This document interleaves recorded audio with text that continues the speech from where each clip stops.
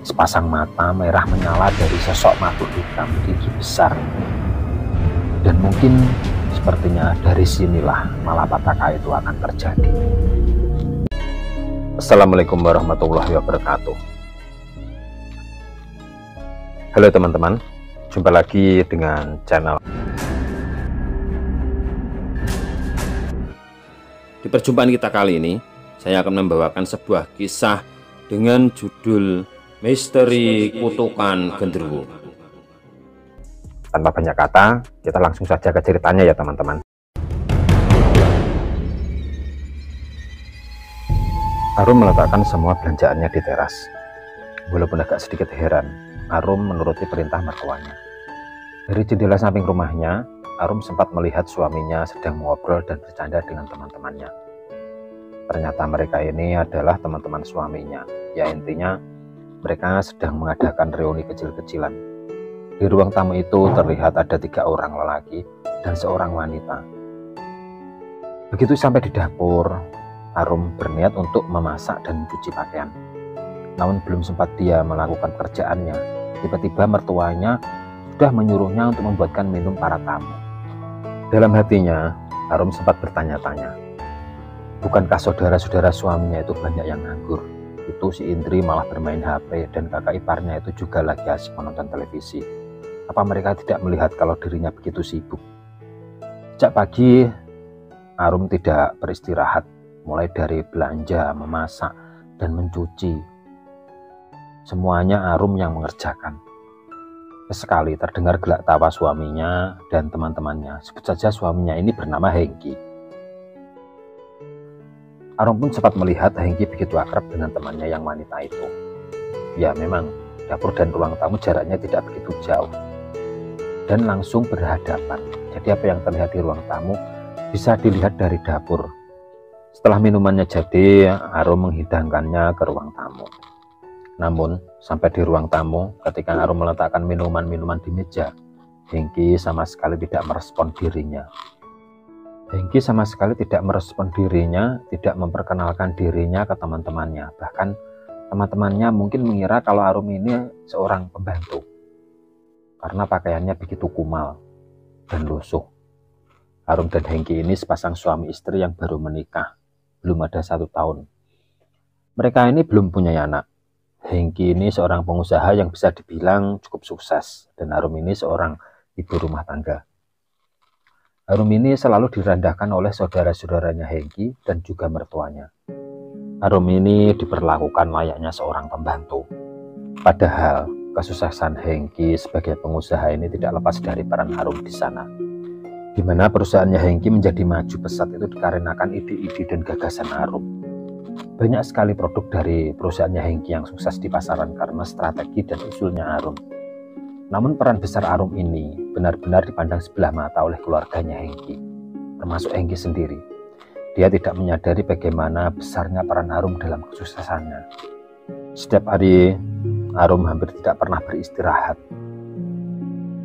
Mulai dari bangun pagi harus berbelanja ke pasar, bersih-bersih rumah, memasak, dan lain sebagainya. Kadang Arum agak sedikit bersantai sebentar, keluarganya Hengki sudah pada nyinyir. Pagi itu, teman-temannya Hengki semasa di SMA memang sedang beramu. Dari dapur, sayup-sayup Arum mendengar suaminya bercanda dan tertawa dengan teman-temannya. Namun, ada beberapa hal yang cukup menarik perhatian Arum. Suaminya cenderung lebih banyak bercanda dengan salah seorang teman wanita semasa SMA-nya. Sebut saja teman wanitanya ini bernama Diva. Diva dan Hengki memang memiliki hubungan khusus. Sudah beberapa kali terlihat Diva mencubit lengan dan pinggangnya Hengki. Sudah lama kedua orang ini memang menjalin hubungan gelap. Hal ini dimulai dari ketika Hengki pulang kerja. Waktu itu hujan turun sangat deras. Ketika melewati kawasan pemakaman umum, dia melihat seorang wanita yang sedang berteduh di sebuah gubuk di samping pemakaman itu. Hengki merasa tidak asing dengan wanita itu. Akhirnya dia pun menemukan mobilnya dan ikut berteduh di dalam gubuk di samping pemakaman. Setelah sampai di depan wanita itu, barulah Hengki mengenali. Ternyata dia adalah Diva, teman SMA-nya. Mereka pun langsung berjabat tangan dan saling bercerita pengalaman masing-masing. Namun karena hujan benar-benar deras dan sangat lama tidak reda-reda, kedua orang ini pun akhirnya merasa kedinginan. Hengki pun lambat laun mulai berani mendekati dan mendekap Diva. Dan Diva pun sepertinya tidak keberatan Hengki berbuat seperti itu, karena saat itu udara benar-benar sangat dingin. Sampai akhirnya mereka tergoda untuk melakukan hal-hal yang seharusnya tidak boleh terjadi. Dalam gubuk di samping pemakaman itu, mereka melakukan hubungan suami istri. Ketika hujan sudah reda, akhirnya mereka pun pulang ke rumah masing-masing. Namun ketika mereka pergi dari tempat itu, mereka tidak sadar ada sepasang mata yang mengawasi. Sepasang mata merah menyala dari sosok makhluk hitam tinggi besar. Dan mungkin sepertinya dari sinilah malapetaka itu akan terjadi.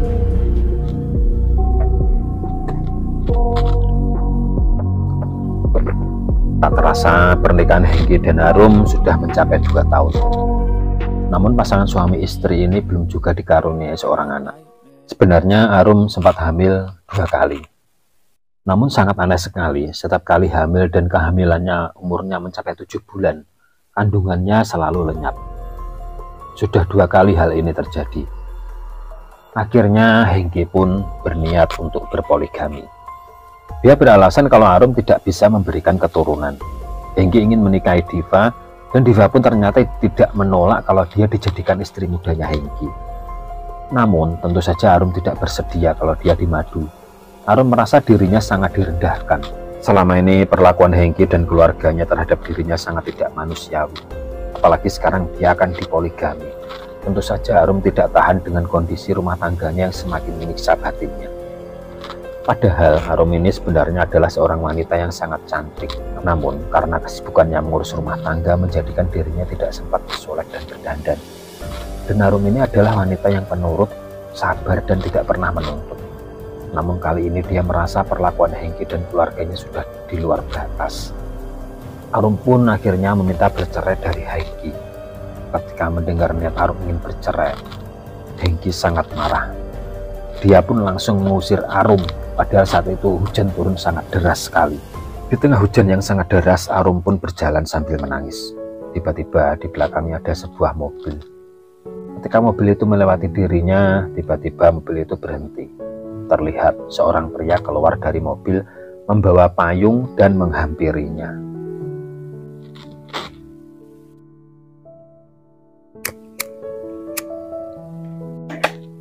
Ternyata pria ini adalah Yusuf.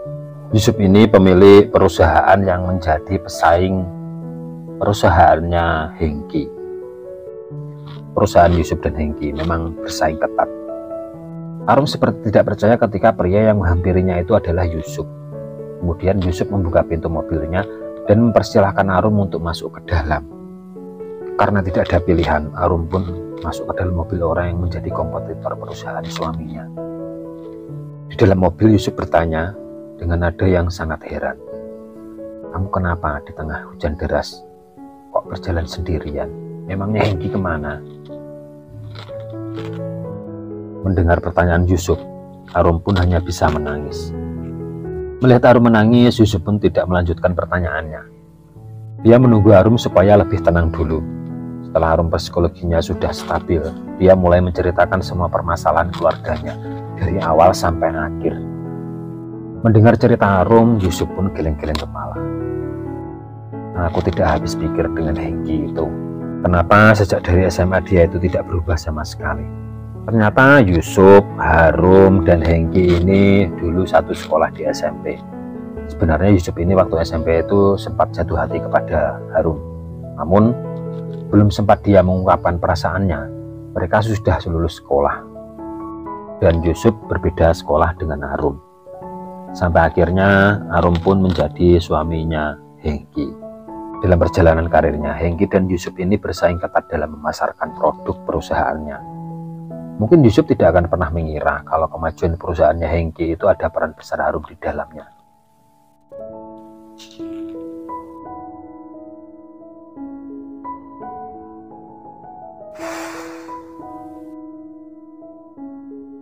Tepat ketika mobilnya Yusuf sudah sampai di rumah, hujan sudah reda. Yusuf pun menawarkan kepada Arum untuk menginap di rumahnya. Tentu saja Arum pun langsung menolak. Dia khawatir kalau akan menjadi gunjingan orang-orang atau tetangga di sekitarnya. Namun Yusuf berusaha meyakinkan Arum kalau di rumahnya hanya ada ayah dan ibunya dan dirinya. Ternyata Yusuf ini belum menikah dan masih tinggal bersama kedua orang tuanya. Akhirnya Arum pun menerima ajakan Yusuf untuk menginap di rumahnya.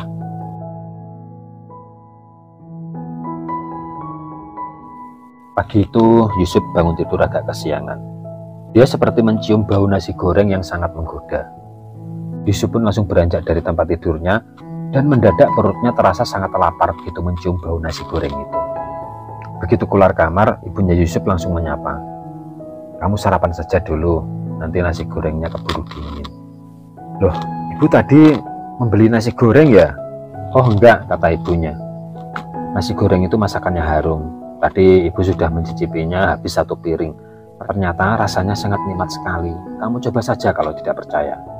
Yusuf pun bergegas mencicipi nasi gorengnya Arum. Dan benar, ternyata rasanya sangat nikmat sekali. Yusuf sampai habis 2 piring. "Kayaknya kamu suka sekali ya dengan nasi goreng." Tiba-tiba Yusuf mendengar suara dari belakangnya yang tidak lain suaranya Arum. Yusuf pun langsung menghentikan makannya dan meminum beberapa teguk air putih. Kemudian dia berkata, "Aku tidak menyangka kalau engkau pintar sekali masak. Padahal sebelumnya aku itu tidak begitu suka dengan nasi goreng. Tapi pagi ini aku benar-benar merasakan nasi goreng yang sangat nikmat." Arum pun langsung menimpali, "Alah, itu kan nasi goreng biasa saja seperti pada umumnya. Kamu saja yang terlalu berlebihan memujiku," kata Harum. Selesai makan, Yusuf dan Harum mengobrol. Kebetulan hari itu hari Minggu, jadi Yusuf libur kerja. Yusuf pun menawari Harum agar mau bekerja di perusahaannya. Harum pun sempat merasa tidak enak kepada Yusuf. "Waduh Yusuf, kamu terlalu baik padaku. Harus bagaimana aku membalas kebaikanmu itu?" Yusuf pun langsung menimpali, "Alah, sudahlah. Hal itu tidak perlu kamu pikirkan. Itu sudah menjadi kewajiban kita untuk membantu orang-orang yang dalam kesulitan. Oh iya Harum, tadi aku sudah menelpon temanku yang katanya akan mengontrakkan rumahnya. Dan tadi aku sudah mengatakan pada dirinya kalau kontrakan itu sudah aku kontrak untuk dirimu dan sudah aku bayar untuk 1 tahun. Harum pun sempat terkejut. "Waduh, bagaimana aku bisa membayarnya Yusuf? Pasti kontrakan itu mahal." "Oh enggak mahal. Soalnya itu milik temanku," kata Yusuf. "Kamu nggak usah khawatir. Kalau kamu mau bekerja di tempatku, kamu kan bisa potong gaji untuk mencicil hutang kontrakan itu." Setelah mendengar ucapan Yusuf, Arum pun merasa sedikit lega. "Oh, kalau begitu aku setuju. Aku akan bekerja padamu dan setiap bulan gajiku dipotong saja untuk membayar kontrakan itu." Singkat cerita, akhirnya Arum bekerja di perusahaannya Yusuf. Baru beberapa bulan Arum bekerja di perusahaannya Yusuf, karirnya langsung menanjak, cemerlang, dan perusahaan Yusuf pun semakin maju. Gagasan dan ide-idenya Harum benar-benar brilian. Perusahaan Yusuf berkembang dengan sangat pesat. Sekarang kita menengok dulu bagaimana keadaan Hengki. Setelah Hengki mengusir Harum, perusahaannya langsung mengalami penurunan yang sangat drastis. Semua karyawannya tidak ada yang memiliki ide atau gagasan yang brilian seperti Harum. Perusahaan Hengki benar-benar mengalami kemunduran. Belum lagi keadaan di rumah. Semenjak Harum diusir, kondisi rumahnya Hengki benar-benar kacau balau. Biasanya mereka bisa duduk santai, rumah sudah bersih, makanan sudah tersedia. Tapi kali ini mereka benar-benar kerepotan. Saudara-saudaranya Hengki tidak ada yang bisa memasak. Apalagi mertuanya yang sejak dulu hanya bisa memerintah Harum saja. Setelah Harum pergi seperti ini, mereka baru sadar kalau keberadaannya Harum itu ternyata sangat besar artinya. Suatu ketika, akhirnya Hengki mendengar juga kalau ternyata Harum bekerja di perusahaannya Yusuf. Mendengar hal itu, Hengki langsung emosi. Dia pun langsung mendatangi perusahaannya Yusuf. Sampai di depan kantornya Yusuf, Hengki langsung masuk, tapi dia dicegat oleh security. Terjadi perdebatan yang sangat sengit antara Hengki dan security kantornya Yusuf. Karena mendengar ribut-ribut di luar, akhirnya Harum dan Yusuf keluar kantor. Harum sangat terkejut sekali melihat kehadiran Hengki yang sedang marah-marah di situ. "Hengki, apa yang kamu lakukan di sini?" Mendengar teriakan Arum, Hengki pun langsung menghampiri Arum dan menarik tangannya. "Cepat kamu pulang, kamu itu masih istriku," teriak Hengki. Refleks Yusuf pun langsung mendorong tubuhnya Hengki. Hengki langsung emosi. "Kamu tidak perlu ikut campur, ini adalah urusan rumah tanggaku dengan Arum. Kamu itu orang luar. Bagaimanapun juga, Arum ini masih sah menjadi istriku secara peraturan negara. Jika kamu mengganggu urusan rumah tanggaku, aku bisa menuntutmu." Yusuf pun langsung terdiam mendengar perkataan Hengki. Ya, memang benar. Walaupun secara hukum agama mungkin Hengki dan Arum sudah bercerai. Tapi kalau menurut peraturan negara mereka masih sah menjadi suami istri dan masih dilindungi oleh undang-undang. Kembali Hengki menarik tangannya Arum, bahkan sampai menjambak rambutnya. Namun Yusuf tidak kurang akal. Dia pun langsung mengeluarkan HP-nya dan merekam tindakan Hengki yang memperlakukan Arum secara kasar. Dan Arum pun berteriak-teriak memanggil namanya Yusuf. "Yusuf, tolong aku, Yusuf, tolong." Yusuf tetap merekam kejadian itu. Hengki pun semakin emosi. Setelah merasa rekamannya sudah cukup, Yusuf mematikan HP-nya dan langsung memegang kerah bajunya Hengki. "Kamu memang laki-laki tidak tahu diri. Kamu mau menuntutku, silahkan. Tapi aku sudah merekam tindakanmu kepada Arum. Aku bisa saja melaporkan kejadian ini ke polisi dengan laporan KDRT. Kita lihat saja siapa yang akan menang di pengadilan nanti," kata Yusuf. "Kurang ajar kau Yusuf, beraninya kau menjebakku, awas kau ya," kata Hengki mengancam Yusuf. Setelah mengancam Yusuf, Hengki langsung masuk ke mobilnya. Sambil membanting pintu mobil, dia pergi dengan ngegas-ngegas mobilnya. "Kamu tidak apa-apa Arum?" tanya Yusuf kepada Arum. "Aku baik-baik saja Yusuf, terima kasih ya," kata Arum. Setelah kejadian itu, Arum langsung menggugat cerai Hengki di pengadilan. Dan rekaman tindakan kasar Hengki kepada Arum itu benar-benar membuat Hengki tidak berdaya. Hakim pengadilan pun akhirnya mengabulkan gugatan cerai Arum kepada Hengki.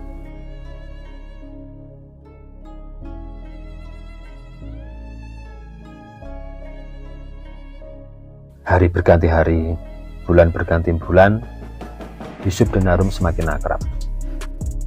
Sampai akhirnya mereka merencanakan untuk menikah. Sekarang kita kembali menengok Hengki. Bagaimana kondisinya sekarang? Setelah Hengki bercerai dengan Arum, pihak keluarganya Hengki langsung membujuk Hengki agar segera mencari pasangan hidup. Tanpa tunggu lama lagi, akhirnya Hengki pun menikah dengan Diva. Namun, rumah tangga mereka belum ada 1 tahun, hampir setiap hari selalu diwarnai pertengkaran. Diva memang sangat jauh berbeda dengan karakternya dengan Arum. Kalau Arum itu wanita yang sangat rajin, penurut, dan tidak macam-macam. Tapi sangat berbanding terbalik dengan Diva. Diva ini wanita yang sangat malas, tidak tahu sopan santun, dan suka menuntut. Bahkan dia berani membentak ibunya Hengki hanya gara-gara ketika ibunya Hengki menyuruhnya berbelanja ke pasar.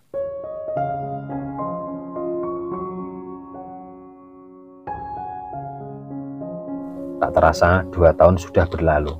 Yusuf dan Arum sudah menjadi sepasang suami istri dan mereka memiliki seorang anak yang imut dan lucu. Padahal ketika hamil, Arum sempat khawatir bagaimana kalau nanti kandungannya hilang lagi seperti yang dialaminya ketika menjadi istrinya Hengki. Tapi ternyata selama hamil Arum tidak mempunyai masalah apapun dan dia bisa melahirkan dengan selamat. Berbeda dengan kondisi rumah tangganya Hengki dan Diva. Semenjak Hengki dan Arum bercerai, perusahaannya Hengki terus merugi dan perekonomian mereka pun mengalami penurunan yang sangat drastis. Bahkan ketika sedang hamil dan ketika usia kehamilannya mencapai 7 bulan, Diva mengalami hal yang sama seperti yang dialami Arum. Diva kandungannya lenyap dan itu sudah dialami Diva sebanyak 2 kali. Makin hari kondisi rumah tangganya semakin parah. Akhirnya Diva dan Hengki bercerai. Namun tidak lama kemudian Hengki sudah menikah dengan wanita lain dan Diva pun juga menikah dengan pria lain. Namun ternyata kejadian-kejadian buruk tetap menimpa mereka. Ketika istrinya Hengki hamil mencapai 7 bulan, kembali apa yang dialami Arum dulu terulang pada istrinya yang sekarang. Kandungannya istrinya Hengki lenyap. Begitu juga Diva. Ketika Diva sudah menjadi istri orang lain dan dia hamil mencapai 7 bulan, kandungan Diva pun juga lenyap.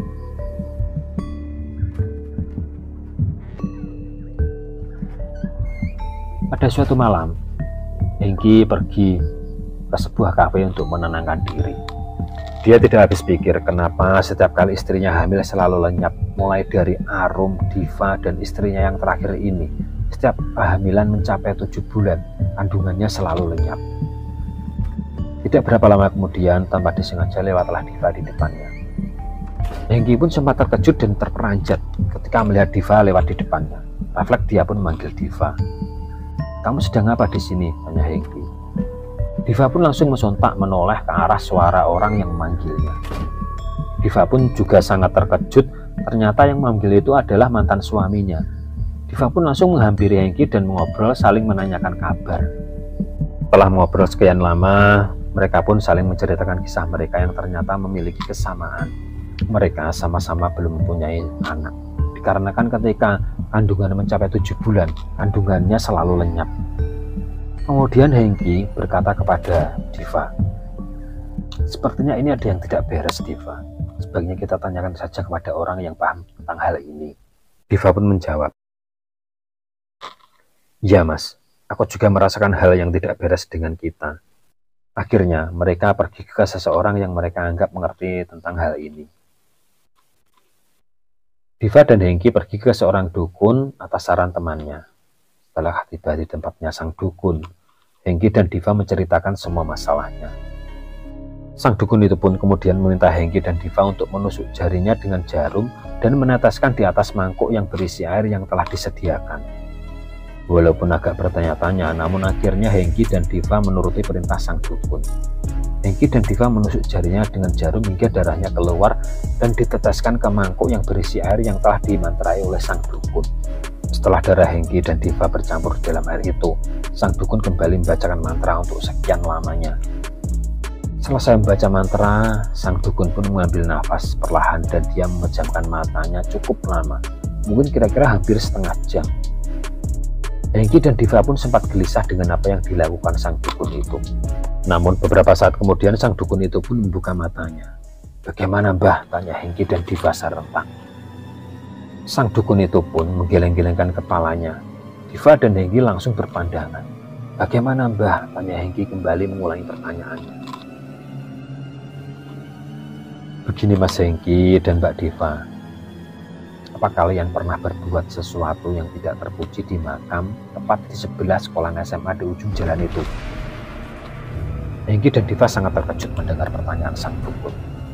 Mereka heran, bagaimana sang dukun ini kok bisa tahu kalau mereka pernah melakukan hubungan suami istri di rumah samping pemakaman itu. Dengan sedikit gugup dan malu-malu, Hengki pun menjawab, "Ya Mbah, kami pernah melakukan hubungan suami istri di gubuk samping makam itu." Sang dukun pun kembali mengambil nafas panjang. Dia kembali menggeleng-gelengkan kepalanya. "Begini Nak Diva dan Hengki, ketahuilah, terus terang ketika kalian melakukan hubungan itu, kalian sedang diawasi oleh penunggu makam itu. Penunggu makam ini adalah sosok genderuwo yang saat itu sudah menjadikan kalian berdua sebagai tawanannya." "Tawanannya?" kembali Hengki dan Diva berpandangan.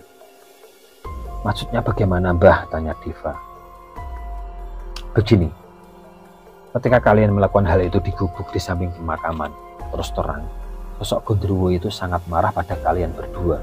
Akhirnya dia mengambil keturunan kalian. Jadi walaupun kalian ini mau menikah dengan siapapun, mau menikah berapa kali pun, setiap kehamilan mencapai 7 bulan, calon bayi kalian pasti akan diambil oleh genderuwo itu. Seperti kamu Nak Hengki, walaupun kamu berganti istri berapapun, ketika istrimu hamil mencapai 7 bulan, maka kandungannya akan lenyap dan diambil oleh genderuwo itu. Dan ini juga berlaku buat kamu Mbak Diva. Walaupun kamu berganti suami berapa kali pun, setiap kali kamu hamil mencapai 7 bulan, maka kandunganmu akan lenyap diambil oleh sang genderuwo itu." "Terus kami harus bagaimana Mbah?" tanya Hengki kepada sang dukun. Mbah dukun menjawab, "Terus terang saya hanya bisa membantu sampai di sini saja. Hanya bisa membantu memberitahu apa penyebab kalian berdua tidak bisa mempunyai anak. Untuk selanjutnya itu di luar kekuasaan saya. Saya tidak berani melangkah lebih jauh lagi," kata sang dukun itu. Hengki dan Diva pun akhirnya sampai kapanpun tidak memiliki anak. Sampai akhirnya perusahaan Hengki pun benar-benar bangkrut Bahkan rumah yang ditempatinya pun juga ikut dijual. Perusahaannya juga ikut dijual. Begitu juga Diva. Akhirnya Diva menjadi janda karena setiap menikah suaminya akan mencerai karena Diva dianggap tidak bisa memiliki anak. Berbeda dengan Harum dan Yusuf, bisnis mereka semakin maju, berkembang pesat, dan mereka sekarang memiliki 3 orang anak yang cantik-cantik dan imut. Anak-anak mereka pintar-pintar dan memiliki sifat yang baik yang diturunkan oleh Yusuf dan Harum.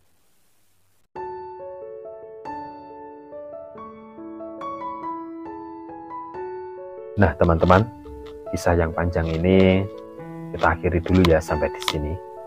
Semoga selalu ada hikmah dari setiap video yang saya tampilkan di beranda YouTube teman-teman ini. Sekian dan terima kasih, semoga bermanfaat. Jangan lupa komen, like, dan subscribe ya teman-teman. Wassalamualaikum warahmatullahi wabarakatuh.